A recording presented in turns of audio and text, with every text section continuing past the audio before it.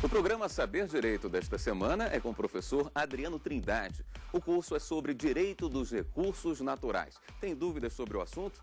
Mande um e-mail para nós, saberdireito@stf.jus.br.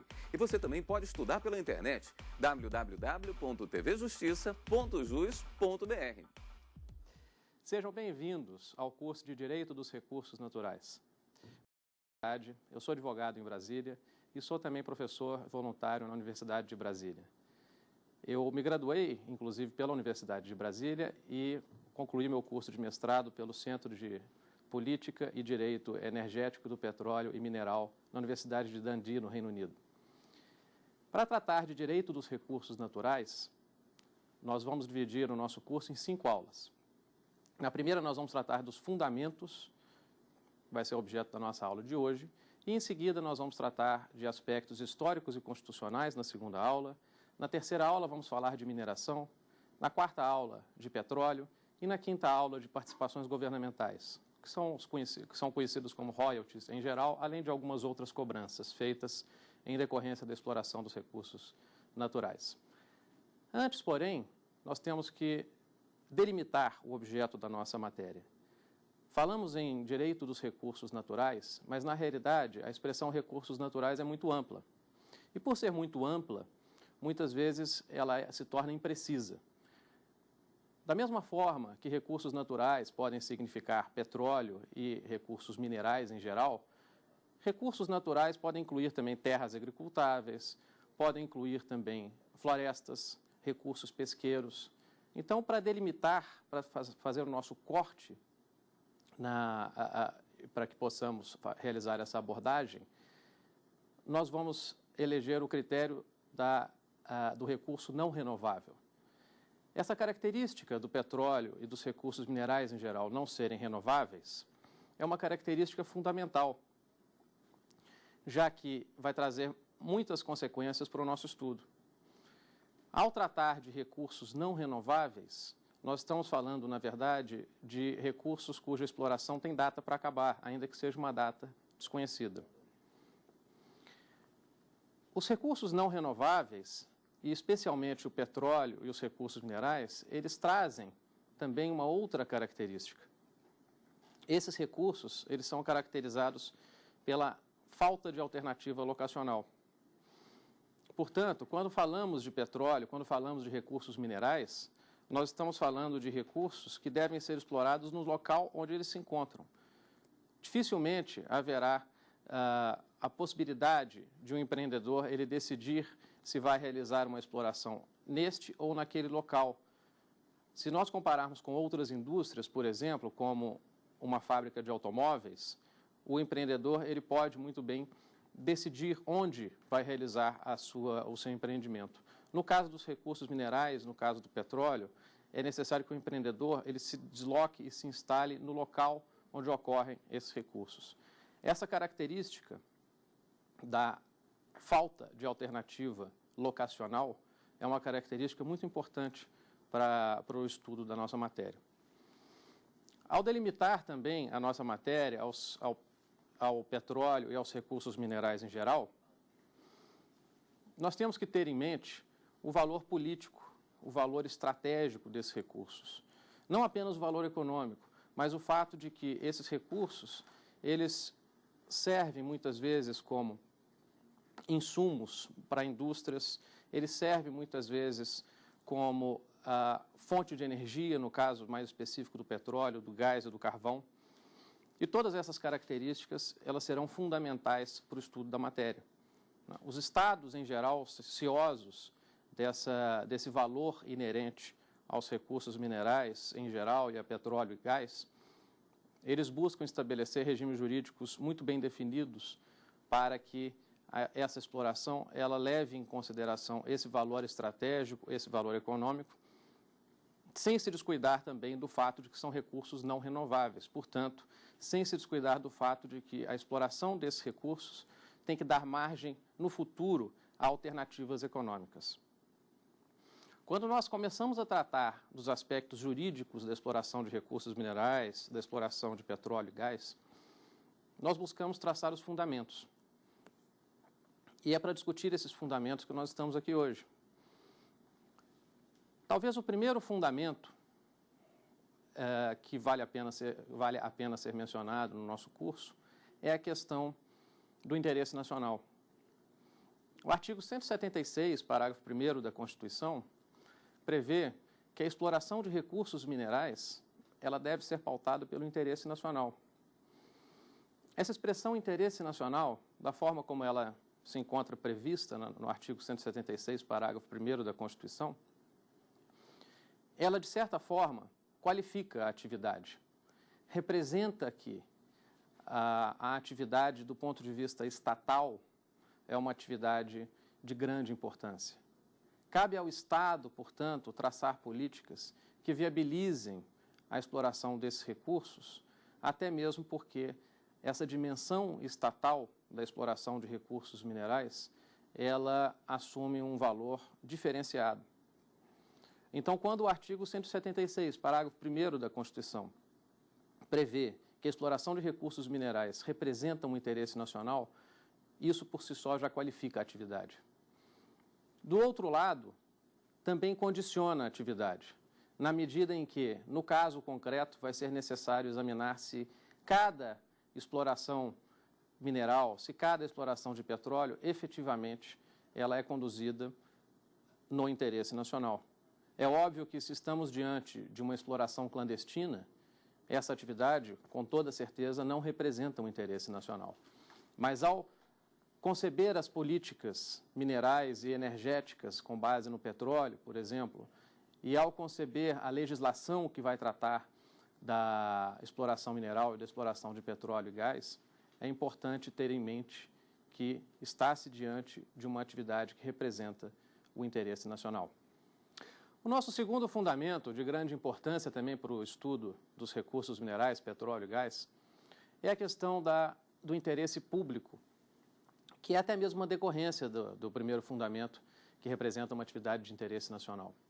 Quando se fala em interesse público, ao se tratar como fundamento da matéria, o que se busca ressaltar é que, muitas vezes, essa atividade de exploração mineral ela pode encontrar obstáculos em interesses particulares.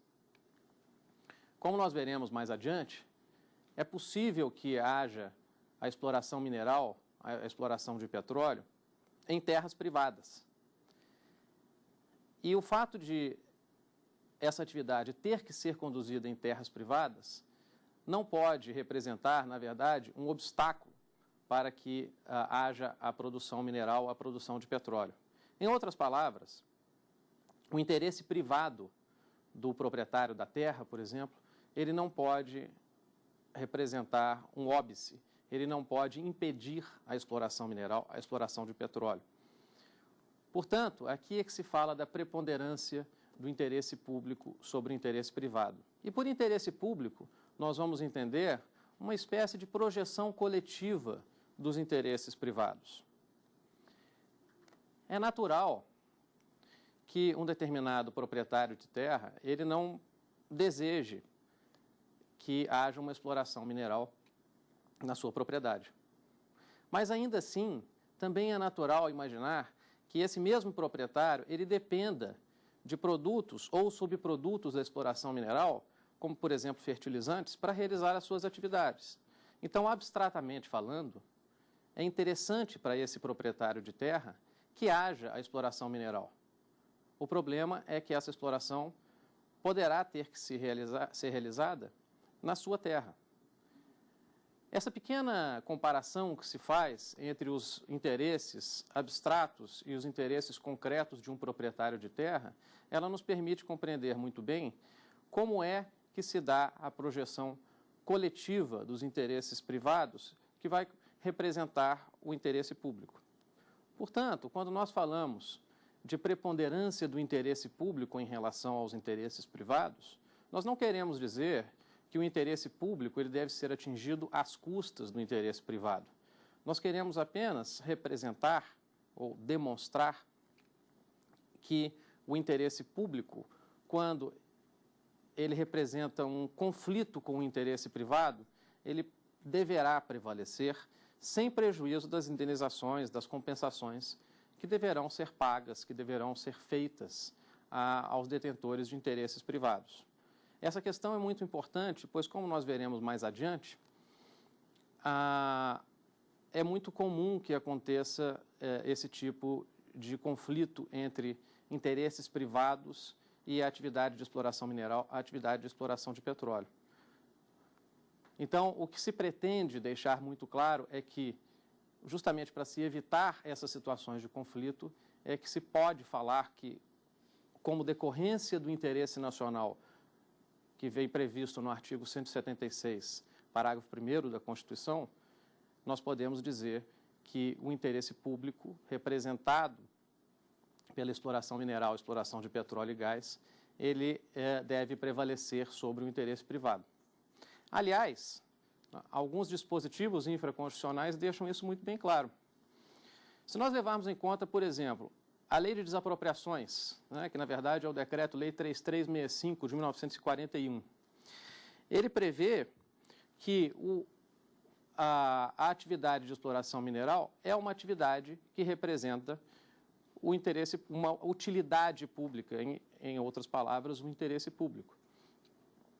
Também o Código Florestal, aprovado aprovado no ano passado, ele prevê também que a exploração mineral e a exploração de substâncias minerais de emprego na construção civil são atividades de utilidade pública, são atividades de interesse social. Essas previsões em leis esparsas, elas deixam muito claro essa questão da preponderância do interesse público sobre o interesse privado. Nós temos também o artigo 27 do Código de Mineração, que é o Decreto-Lei 227 de 1967. Esse artigo 27, ele prevê que a exploração mineral pode se dar em terras públicas e em terras de domínio privado. Portanto, essa preponderância do interesse público, ela fica muito clara quando analisada sistemicamente todos esses dispositivos infraconstitucionais. Nós estamos tratando do direito dos recursos naturais. E até agora, o que nós fizemos foi, antes de tratar dos fundamentos propriamente ditos, delimitar a matéria. E o critério escolhido para delimitar a matéria foi o caráter não renovável dos recursos naturais. Então, por isso é que nós estamos tratando de recursos que, uma vez explorados, não mais existirão. Estamos tratando de recursos minerais, de petróleo e de gás. E começamos a tratar dos fundamentos jurídicos, abordamos a questão do interesse nacional, que está previsto no artigo 176, parágrafo 1º da Constituição, e tratamos também da preponderância do interesse público sobre o interesse privado, no que diz respeito ao exercício da atividade.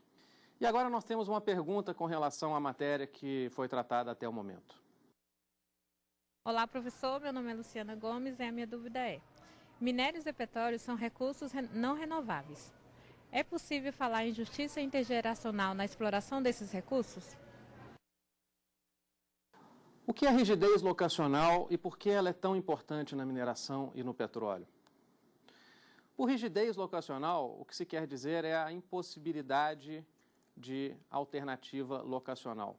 Ou seja, nós estamos diante de uma atividade econômica que deve ser realizada no local onde é identificado o recurso mineral. Com isso, nós não podemos conceber um outro local para realizar aquela atividade. É necessário que o empreendedor que vai desenvolver aquela atividade econômica se ajuste às características daquele local em que foi identificado o recurso. Essa característica, ela tem consequências fundamentais no estudo da matéria, porque o ordenamento jurídico ele deverá prever tratamentos diferenciados quando, por exemplo, a atividade ela vai se desenvolver em um local de meio ambiente de um ambiente mais sensível, quando ela vai se desenvolver na plataforma continental, quando essa atividade vai se desenvolver próximo a grandes centros urbanos. Então, a rigidez locacional é algo que qualifica bastante essa atividade e que vai ser objeto de uma tutela e de um tratamento específico por parte do ordenamento jurídico. Bom, continuando com relação aos fundamentos da nossa matéria, não há como deixar de mencionar a questão da soberania permanente sobre os recursos naturais. O que vem a ser essa soberania permanente sobre os recursos naturais? Se nós imaginarmos que no século XX, um século marcado na sua primeira metade por duas grandes guerras, mas também por movimentos de descolonização, movimentos em que várias nações se tornaram independentes de suas metrópoles, nós podemos imaginar também que essas nações que se tornaram independentes, elas não adquiriram a sua independência econômica com a mesma rapidez ou no mesmo momento em que adquiriram a sua independência política.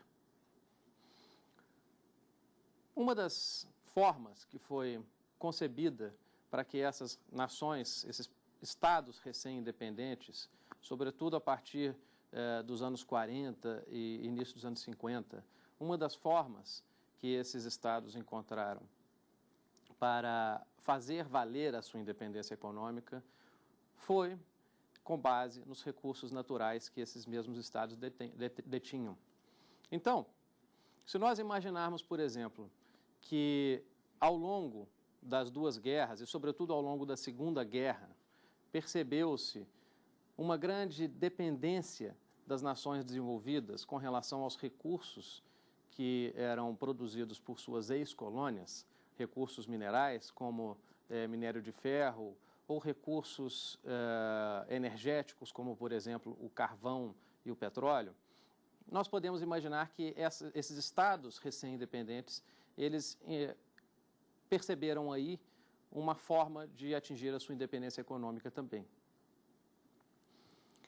O fórum que foi encontrado como viável para fazer valer essa independência econômica foi a Assembleia Geral das Nações Unidas.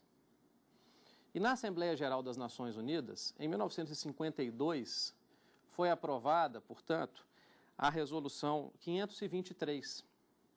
Essa Resolução 523, ela propunha justamente uma soberania permanente sobre os recursos minerais. Essa soberania pertencia aos povos, justamente para tentar se desvincular a ideia de um novo Estado que se propôs essa soberania permanente pertencente aos povos. Essa Resolução 523, ela foi seguida no mesmo ano, mas na reunião seguinte da Assembleia Geral das Nações Unidas, pela Resolução 626. E, em suma, o que essas resoluções propunham é que cabia aos povos detentores dos recursos naturais decidir quando haveria essa exploração, decidir como seria realizada essa exploração. Ou seja, aqueles que desejassem explorar recursos naturais de um determinado estado deveriam se ajustar às normas que seriam impostas por esse estado e levar em conta os anseios dos seus povos. Essas resoluções, elas levaram em conta uma prática de empresas de países desenvolvidos, notadamente as ex-metrópoles, de buscar impor as suas próprias condições para a exploração desses recursos minerais, desses recursos naturais que existiam nesses estados recém-independentes. Então, a partir de 1952, há esse movimento nas Nações Unidas de se proclamar uma soberania permanente sobre os recursos naturais. E, a partir daí, várias resoluções, sempre na Assembleia Geral das Nações Unidas, pois era nesse fórum em que os estados recém-independentes conseguiam a maioria necessária para aprovar essas resoluções. Então, sempre nesses locais, na Assembleia Geral, essas resoluções foram aprovadas. E várias delas foram aprovadas nos anos seguintes. Mas talvez a mais marcante de todas seja a Resolução 1803, de 1962. Essa Resolução 1803, de 62, ela proclama o livre exercício da soberania por parte dos estados receptores de investimentos. Isso significa que, muito embora um empreendimento de exploração de recursos minerais em um determinado estado pudesse ser realizado com base em capitais estrangeiros, esses capitais estrangeiros, os detentores desses capitais estrangeiros deveriam se ajustar às normas, deveriam se ajustar à política desses estados. O que é interessante é perceber também que essa resolução 1803, ela, de certa forma, mudou um pouco o foco de povos para estados. É claro que a resolução 1803, ela também leva em conta que a exploração dos recursos minerais deve ser feita tendo em vista, tendo por objetivo último, o bem-estar dos povos. Mas ela se concentra muito mais na soberania dos estados do que na soberania dos povos.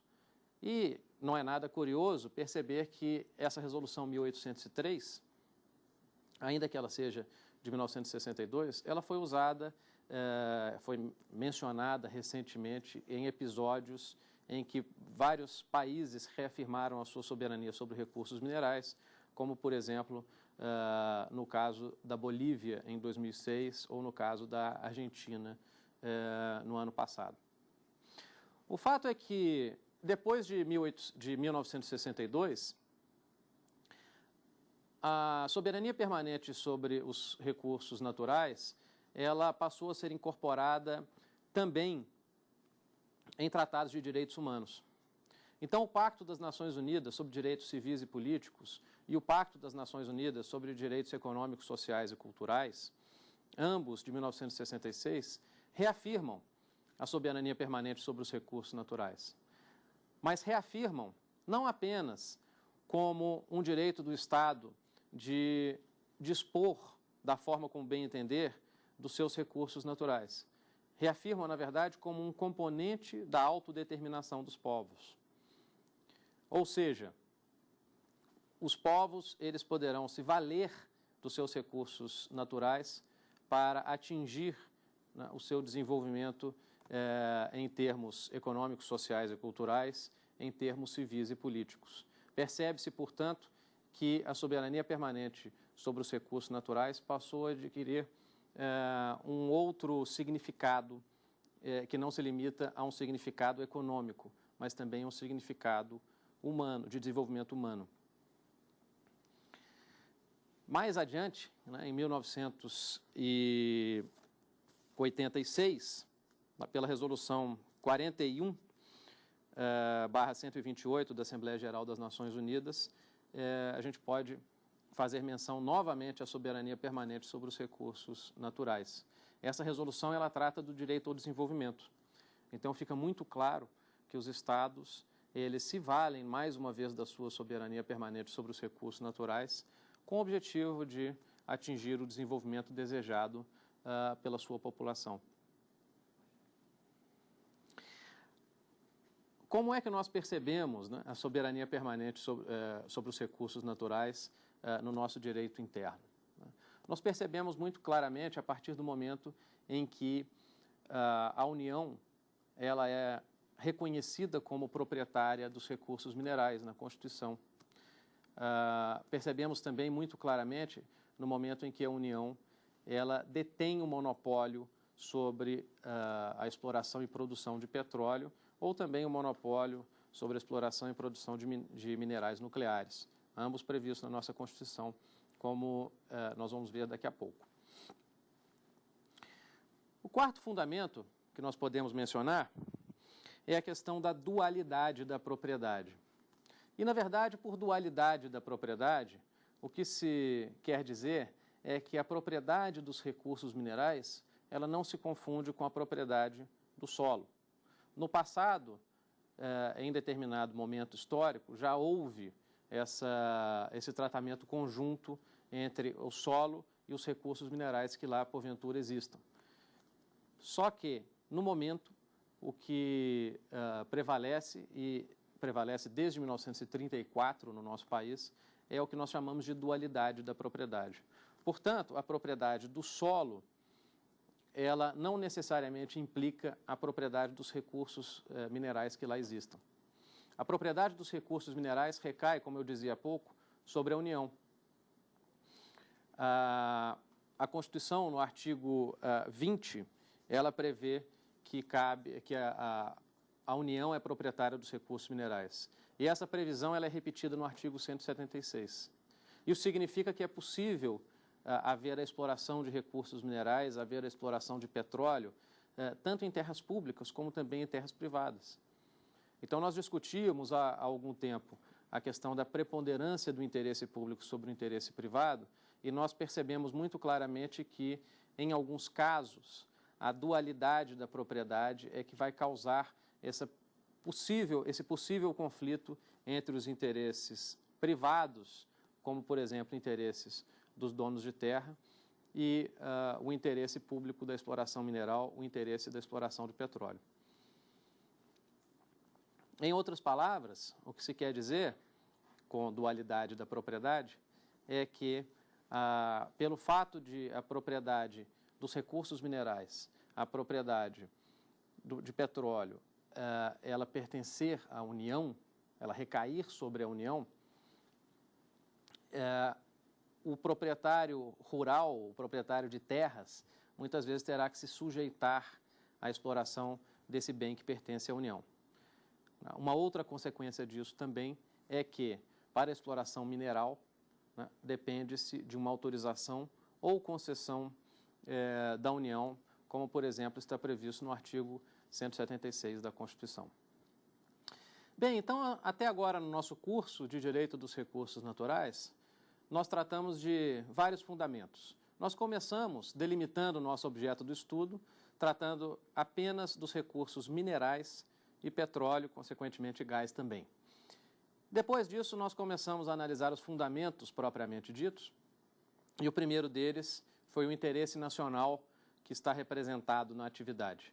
Falamos também da preponderância do interesse público sobre o interesse privado, tratamos da soberania permanente sobre os recursos naturais e a sua origem no direito internacional e, atualmente, a sua projeção no direito doméstico. E, por último, nós tratamos da questão da dualidade da propriedade, para ressaltar que a propriedade dos recursos minerais não se confunde com a propriedade do solo e recai sobre a União. Nós temos agora a nossa segunda pergunta da aula de hoje. Olá, professor. Aqui é o Lucas dos Santos. Eu gostaria de saber como combinar a exploração mineral e de petróleo com a proteção ao meio ambiente. Essa é uma pergunta muito pertinente. Quando se fala em exploração mineral, quando se fala em exploração de petróleo, logo se imagina as consequências ambientais que surgirão dessa exploração. E para responder essa pergunta, eu já vou começar a abordar o nosso quinto fundamento. O nosso quinto fundamento é o que a gente chama de compatibilidade ambiental. A compatibilidade ambiental significa que, a priori, é possível realizar a exploração mineral, a exploração de petróleo, ainda que essa exploração ela cause um impacto. Ao se falar de impacto ambiental, é importante diferenciar o impacto do dano. As atividades humanas, e especialmente as atividades econômicas, muitas vezes elas têm uma consequência ambiental. Não se ignora que a exploração mineral e a exploração de petróleo são atividades de alto impacto. Só que, na medida em que esse dano ele possa ser prevenido, na medida em que o dano ele possa ser evitado, é possível se trabalhar com a mitigação dos impactos, com a compensação dos impactos ambientais. O que se quer dizer, então, é que a legislação ela nos fornece elementos para, antes do início da exploração propriamente dita, o empreendedor ele fazer uma análise do meio ambiente, sobretudo do ambiente que será impactado, e propor medidas que vão ser usadas como mitigatórias ou medidas compensatórias no que diz respeito à exploração mineral, à exploração de petróleo. Em outras palavras, A compatibilidade ambiental significa que o empreendedor, ele não só pode, como ele deve, ele tem a obrigação de tomar todas as medidas necessárias para se evitar um dano e para se minimizar o impacto, para que o impacto seja o menor possível. Isso, é claro, decorre dos princípios da precaução e prevenção, que são princípios muito bem conhecidos no direito ambiental e que vão trazer reflexos no que diz respeito à exploração mineral e à exploração de petróleo. Quando a gente fala em compatibilidade ambiental, portanto, o que se quer dizer é que a exploração mineral, a exploração de petróleo, são atividades que são possíveis do ponto de vista jurídico, muito embora tragam um impacto ambiental inerente a essas atividades. Na medida em que esses impactos eles possam ser mitigados e na medida que os danos eles possam ser evitados, essas atividades elas são atividades aceitas pelo ordenamento jurídico. E tanto assim é que o artigo 225, parágrafo 2º da Constituição, ele determina que aquele que explorar recursos minerais tem a obrigação de recuperar o ambiente degradado. Ora, se a própria Constituição nos diz que aquele que explora recursos minerais tem essa obrigação, isso significa que a Constituição, como não poderia deixar de ser, admite a exploração mineral e a exploração de petróleo, muito embora haja um impacto ambiental significativo no que diz respeito a essas atividades. Aliás, é até interessante observar que essa previsão do artigo 225, parágrafo 2º da Constituição, é uma previsão que recai sobre a atividade de exploração de recursos minerais. No patamar constitucional, essa é a única atividade econômica que contém essa previsão expressa na Constituição. Tamanha foi a preocupação do Constituinte no que diz respeito ao impacto ambiental que é causado pela exploração mineral e pela exploração de petróleo, que ele fez referência justamente no artigo 225, parágrafo 2º, a essa obrigação de recuperação do meio ambiente degradado. Isso significa também que o próprio Constituinte ele admitiu a exploração de mineral, a exploração de petróleo, apesar do preço ambiental dessas atividades. Um ponto que é importante a gente ressaltar é que tudo isso leva à conclusão de que a exploração mineral e a exploração de petróleo pressupõem um aproveitamento racional. O que se busca evitar é o comprometimento ambiental além do necessário no que diz respeito a essas atividades. Portanto, quando se fala em aproveitamento racional, o que se quer dizer é que o impacto ambiental deve ser o mínimo possível para se viabilizar aquela atividade. O impacto ambiental ele deve estar limitado àquele que é impossível de ser evitado. Ele deve ser limitado àquele que é imprescindível para o exercício da atividade. É interessante também nós lembrarmos que, ao se falar em compatibilidade ambiental e em aproveitamento racional, o que fica bem claro é que se busca evitar o comprometimento ambiental para as futuras gerações. O que se busca é evitar que haja um preço, no que diz respeito ao impacto ao meio ambiente, tão alto que inviabilizaria as características ambientais ou o direito ao meio ambiente saudável, não só para as gerações atuais, mas também para as gerações futuras. O nosso próximo fundamento, ele também tem uma característica muito semelhante à compatibilidade ambiental. Nós vamos falar da função social da propriedade mineral. E o que se quer dizer com função social da propriedade mineral é o fato de que o aproveitamento mineral, a exploração de petróleo e gás, ele deve ser vocacionado ao bem comum. Ao se atribuir uma função social à propriedade mineral, né, por mais que nós estejamos falando de bens que já pertencem à União, o fato é de que, no momento em que esses bens eles são explorados, muitas vezes, na grande maioria das vezes, por empresas privadas, essa exploração ainda assim deve levar em consideração o bem comum. Então, quando nós falamos da função social da propriedade mineral, o que se pretende deixar bem claro é o fato de que essa exploração dos recursos minerais, a exploração de petróleo e gás, ela deve ser feita levando em consideração não apenas os aspectos econômicos da atividade, que são aspectos que serão inevitavelmente considerados pelos empreendedores que realizarão a atividade, mas também as consequências que ocorrerão para toda a coletividade dessa exploração, notadamente consequências sociais. Não é raro nós nos depararmos com situações em que a exploração mineral ela pode causar um impacto social muito grande, sobretudo para comunidades locais. Então, para que a função social da propriedade mineral e da sua exploração ela seja atingida, é imprescindível levar-se em conta também esses impactos sociais. Tanto assim é que em vários países já se fala em estudo de impacto social.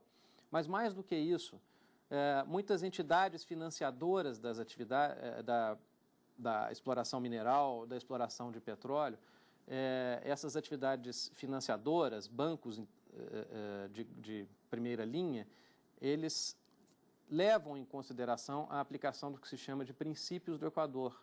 Os princípios do Equador são um conjunto de normas, não só normas ambientais, mas também normas que levam em conta os valores sociais e que ressaltam a importância que deve ser dada a esses aspectos reflexos da atividade exploratória mineral, da atividade de exploração de petróleo. Em outras palavras, pela função social, o que se busca é a exploração mineral e a exploração de petróleo incorporadas ao bem comum.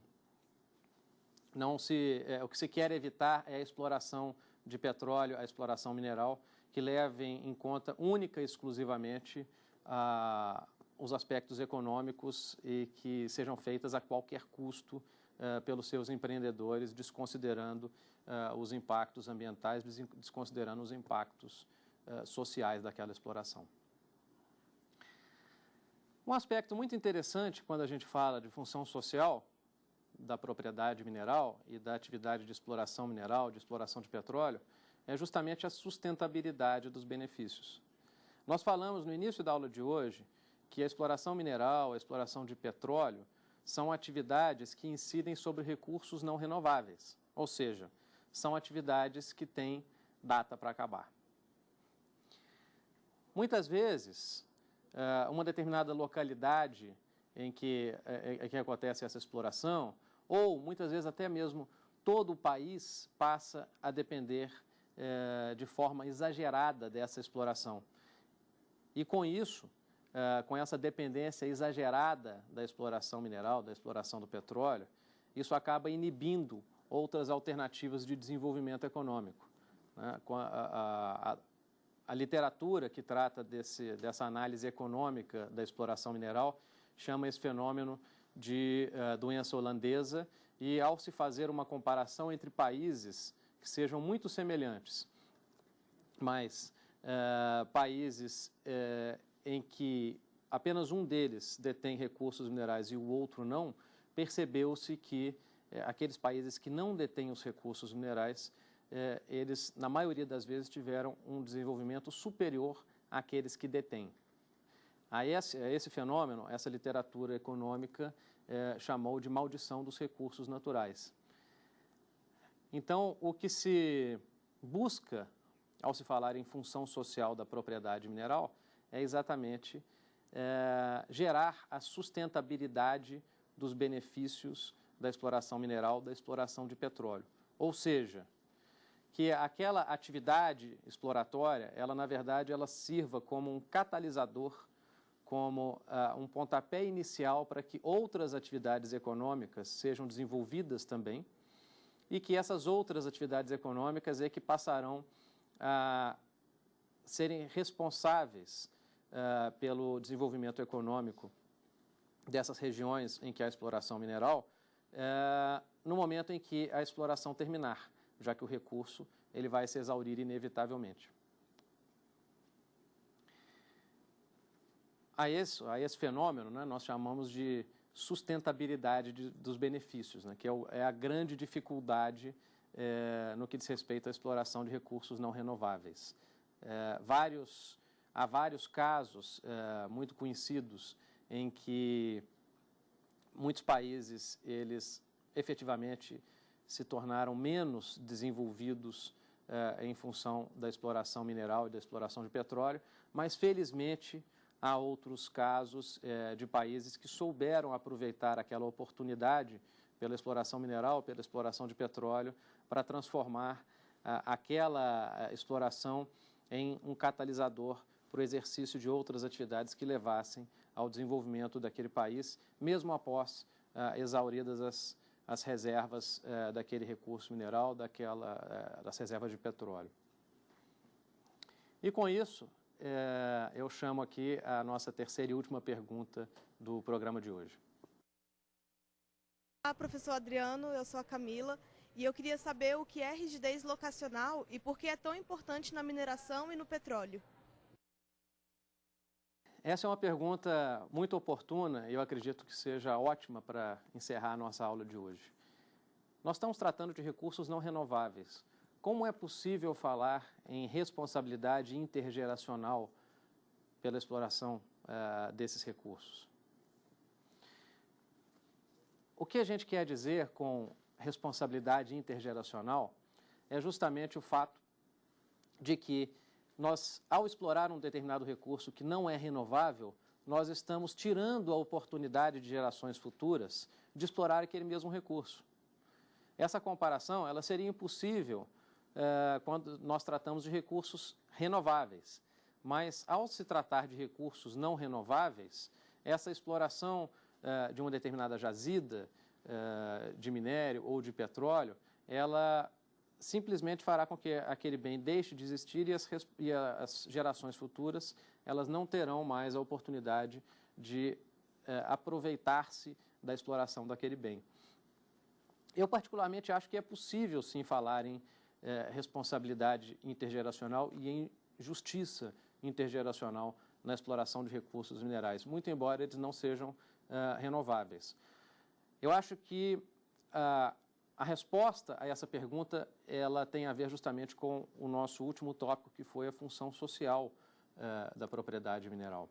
A partir do momento em que a exploração de recursos minerais, ainda que envolva um recurso não renovável, ela seja capaz de gerar novas atividades econômicas e de contribuir para o bem-estar da população, eu acredito que aí terá se atingido a justiça intergeracional.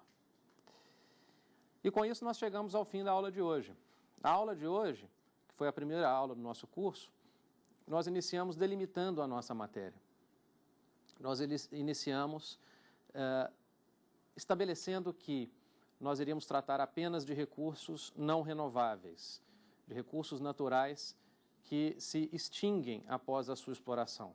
Então, nós estamos tratando apenas de recursos minerais e de petróleo e gás.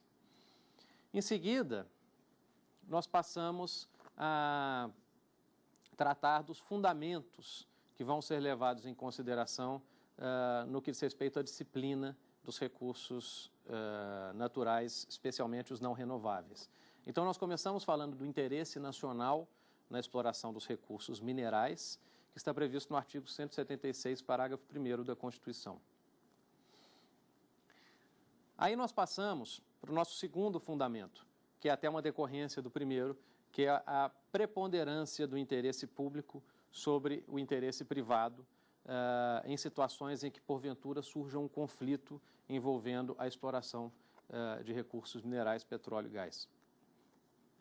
Logo depois, nós tratamos da soberania permanente sobre os recursos naturais, que é um princípio de direito internacional que, de certa forma, foi incorporado e informa o nosso direito doméstico naquilo que trata dos recursos naturais.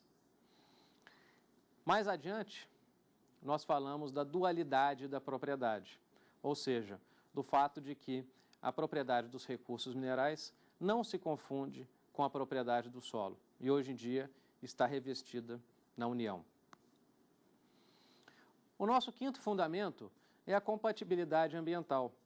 Então, quando discorremos sobre a compatibilidade ambiental, nós vimos que a exploração mineral, a exploração de petróleo e gás, ainda que causem um impacto ambiental significativo, são atividades que são acolhidas pelo ordenamento jurídico, desde que aqueles que exerçam essas atividades tomem todas as medidas necessárias para prever, para evitar o impacto desnecessário, para mitigar o impacto inevitável, para compensá-lo e, naturalmente, para evitar que surjam danos advindos dessa atividade. E o nosso sexto fundamento foi a função social da propriedade mineral. Por função social, o que se busca dizer é que a exploração dos recursos minerais ela deve ser feita tendo em vista o bem comum, e não apenas o bem comum quando se pensa na coletividade atual, mas também em relação às gerações futuras. Ou seja, deve ter em mente a sustentabilidade dos benefícios que vão ser gerados pela exploração mineral e uma verdadeira justiça intergeracional. Com isso, nós chegamos ao fim da aula de hoje. Eu agradeço a todos pela atenção e nós retornaremos com a segunda aula, que vai tratar sobre aspectos históricos e aspectos constitucionais da exploração mineral e do petróleo. Muito obrigado. Tem dúvidas sobre o assunto? Mande um e-mail para nós, saberdireito@stf.jus.br. E você também pode estudar pela internet, www.tvjustiça.jus.br.